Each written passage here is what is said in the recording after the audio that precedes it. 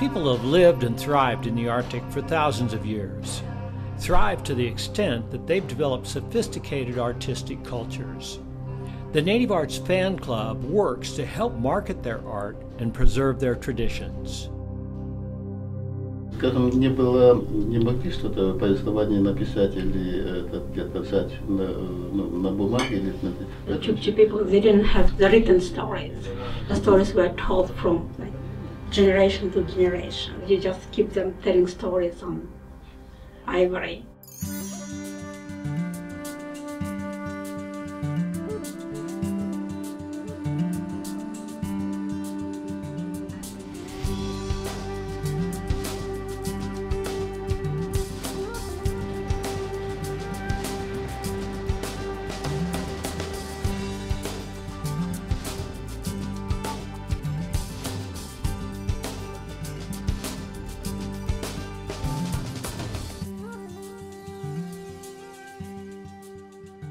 I was in Anchorage, Alaska several years ago. In the museum was an exhibit of prints, native prints from northern Canada, from Alaska, and from Siberia arranged around this room. I was really struck by these prints from Uelen. And I was fascinated by the story of these prints that came out of a workshop held there in 2004. I'm not an artist, I'm a scientist and a businessman. But I love art. I love native cultures and people and their art. And there's something about this art that I can't explain, but that resonates within me and I think many other people. When I found out that Valery, the artist from Siberia, was going to be in Moscow, I thought this is a great opportunity to make contact with him and to find out what's going on with the print shop and to see if there was anything that we could do to help.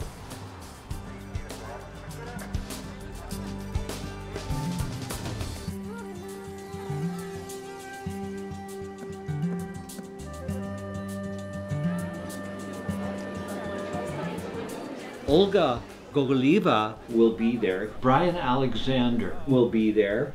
And Brian is an Arctic photographer. He spent the last 40 years in the Arctic, and Antarctic too, cold places, taking the scenic pictures, and also he spent a lot of time with the people.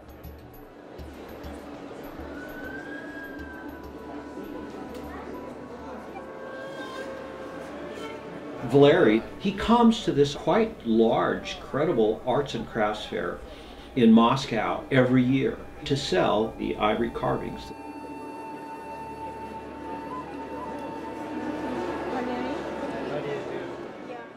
They use different sources for carving. This one here, for example, is the eardrum of a whale. It is beautiful, yeah. Valery Nivbergi is the general director of the Uelen carving workshop, and he's the main force, if you like, of the art movement there. He grew up in Tundra, so every summer, even when he was at school, like every summer he come back to Tundra and help his grandfather to herd a reindeer. Иногда я остался на берегу, потому что мой отец это по линии отца. His other grandfather from his mother's side, he was a marine mammals hunter from a coast. And then later on, Valery just started to spend the summer with his grandfather on the coast. Иногда меня традицион. It was a tradition from ancient time to have this connection and exchange. For people in Tundra, they needed the oil seal to hit Yaranga. They also needed this walrus skin to make it flow in Jaranga because it was very strong and very good. It was also the waterproof. And people in the coast, they needed reindeer skin to make the clothes. The reindeer herders from the tundra and the walrus and seal hunters from the coast have always been trading partners. 6 of these groups were resettled in the 1930s in Uelen. Uelen has a very big reputation as a cultural center. Even though it's a very small community, the Uelen Ivory Carving Workshop. It's renowned throughout Russia as being one of the best ivory carving workshops because Uelen is so famous for their stuff. If you see any of their ivory carving, it's just amazingly pretty, beautiful. Every gift store in the Russian Far East had walrus ivory carvings from Uelen. And what you see in Uelen is you see just a tremendous depth of talent. It's very natural way. You can tell that 90% of the people who live in Uelen, they do engraving, carving, drawing. We're like in a few communities in Chukchi, but Uelen is some special way. Uelen is one of the most culturally intact and artistically productive communities in the Arctic. From the 1930s to the collapse of the Soviet Union, the government provided supplies and markets to support the Uelen Carving Workshop. Now they're on their own and having an increasingly difficult time producing and selling their art. The collapse of the Soviet Union was a disaster for Chukchi. It had been heavily, heavily subsidized. All those subsidies ended and the whole economy collapsed. So villages weren't getting fuel, they weren't getting food. So the native villages went back to traditional hunting and gathering. Walrus tusks are a byproduct of subsistence hunting and are the medium these artists use to tell their legends and stories. In the wintertime, walruses and seals are a vital part of the diet, and every part of the animal is used. They need a more easily transportable and exportable art form. I was working in Cape Dorset with the Inuit in northern Canada. Kennejuak Ashevak was the most well-known artist that I was working with there. I met Paul Matchnick, I think, in 2003. I had an assignment in the Eastern Arctic that took me into Cape Dorset. And I couldn't help but draw comparisons between these two communities, both of which had a reputation. And we got to talking. And by the way, would you be interested to do a workshop in Russia? I spoke to Kennejuak. Would she be willing to do an edition of prints with me that we could sell and raise the money for this? And she did.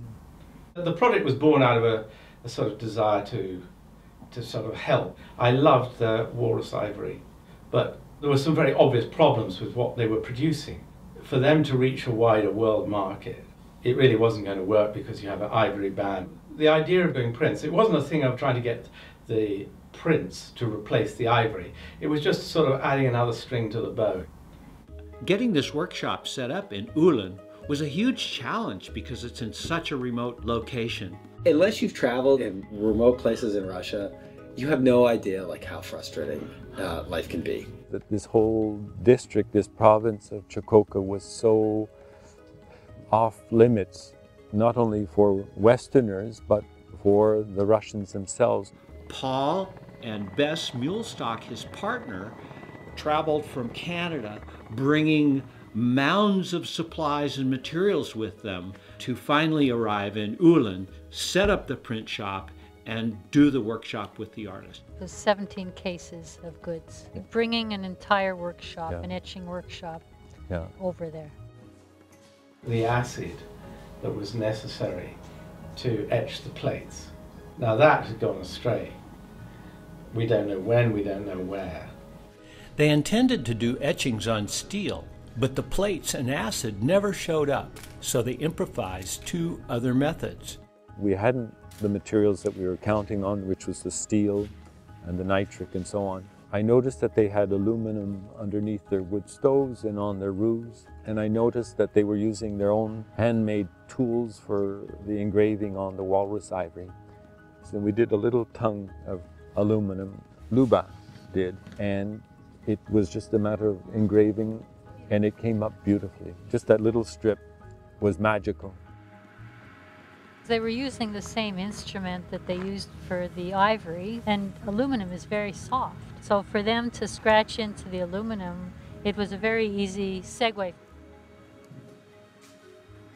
And this chap came up and he said, you know, When I was younger, we used to etch our knives with a battery in salt water. So after lunch, he came back with his battery from his motorcycle, and we had a plate that the artist had scribed, and he put the 2 electrodes on the plate With a moist blanket. in the salt water, and sparks were flying everywhere. And he realized, oh yeah, Oh yeah. I've got to do one electrode here and another one here on the blanket, and more salt water. And in 20 minutes he looked, and we had an etch. Reverse electrolysis with the battery.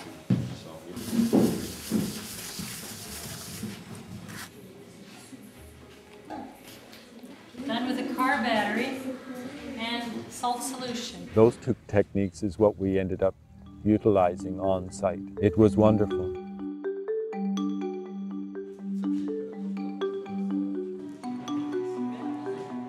So the idea when Paul went to Uelen was to get this print shop going so they could get a regular production of prints and generate a market for their art through lithography, but this was the end of the printmaking. Andre was trained to continue the print shop, but tragically died in an accident. Who was killed in an accident, who knew how to do the thing. After he passed away, nobody knew what to do. This whole project was a sort of test and a first step that would hopefully lead on. I think that it could easily be rekindled, the enthusiasm for this, because basically they love what they're doing. We need to get funding to get the training. And if one could get all that, one would create a market for Uelen art, because the stuff is so original. That set of prints over there, I think they're phenomenal. They're just phenomenal. I'd just really like to see this revived, because I think those prints are so wonderful. Hate to see that die away. Here you have these people that have enormous talent in this pretty remote area, and as long as they keep carving in ivory, then people here will never know. What we wanted to do is bring people over, to bring the carvers here, and then meet with Alaskan printmakers. In printmaking, this is called a collograph plate, and it's just a mat board with a design cut out in etching paper and gessoed to the mat board, which I use as a template To help take the next steps, we've started the Uelen Print Shop Fund to bring artists from Uelen to the university in Anchorage for 2 or 3 weeks.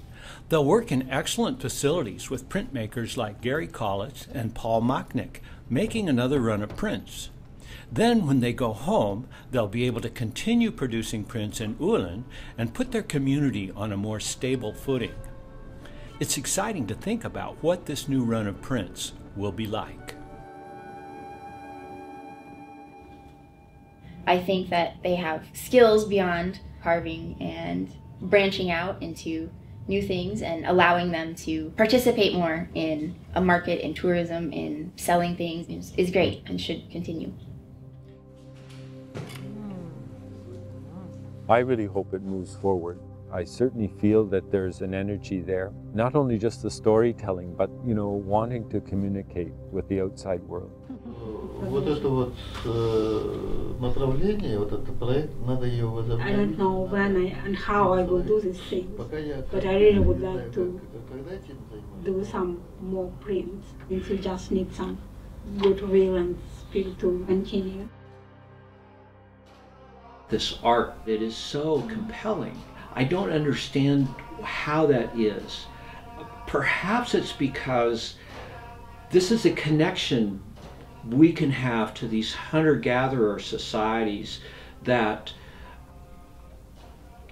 they know something we don't.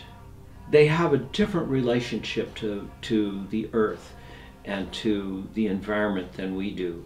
And it's something that's very valuable, and it's something that's being lost. I want to understand this more, and I want to do what I can to help these societies maintain their art and their culture. So here we can see the hunter, Arctic fox, and seal woman. And one hunter came back at home, and he couldn't find his wife. So his neighbor, Arctic fox, came to him and told that this beaded seal man married to your wife and she left you.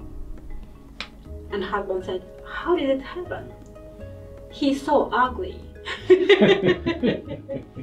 And then they just found the seal woman, came out to rest in a shower. When the husband asked her, why did you leave me? She said, the seal man, he loved me so much. He paying so much attention to me. He's caring about me. The idea behind the story is that you should pay attention to your wife and care about her. Otherwise she will leave you. Please donate today to the Uelen Print Shop Fund to bring artists from Uelen to Anchorage and get the print shop going again. With your help, Uelen can be as successful as Cape Dorset in sustaining their culture and community with their art.